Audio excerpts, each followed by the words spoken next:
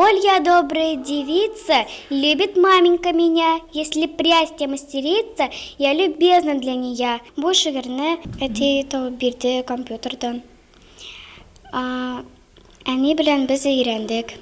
Гавриил Державинның балалар җыры дип аталган бу шигыре гүзәлгә җиңү алып килә. Гомумән укучы кыз мәктәптә, районда, республикада уздырылучы төрле бәйгеләрдә катнашырга ярата булып чыкты. Иншалар бәйгесеме ул әллә шигърияткә бәйле конкурсмы, гүзәл берсен дә калдырмый. Әмма соңгы җиңүе шулар арасында иң дәрәҗәлесе. Моңа үзе генә түгел, сыйныфташлары да шатлана. Партадашы аның турында чын джентльменнарча сөйләде. Без 3нче сыйныф укучылары мәктәп һәм район күләмендәге ярышларда бик теләп катнашабыз һәм алдынгы урыннар яулыйбыз.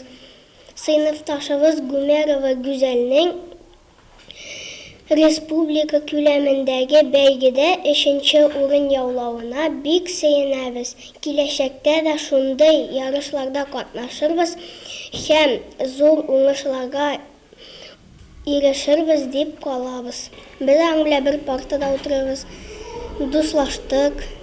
Тик гүзәлгә җиңел сулап куярга иртәрәк. Казанда конкурсның беренче этабы гына булган. Тиздән Гавриил Державинның туган ягы Лаешта икенче этабы уздырыла. Укучы кыз язучы истәлегенә булдырылган Лаеш музее җитәкчелегеннән чакыру алган инде. Мондый уңышлар нигезендә гүзәлнең әти-әнисе тырышлыгы ята ди сыйныф җитәкчесе.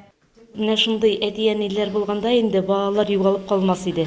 Әти-әниләрнең тырышлыгы белән аларга бик зур рәхмәт әйтәсебез килә. Менә шу баланың тырышлыгы белән алар инде баланы югалтмыйча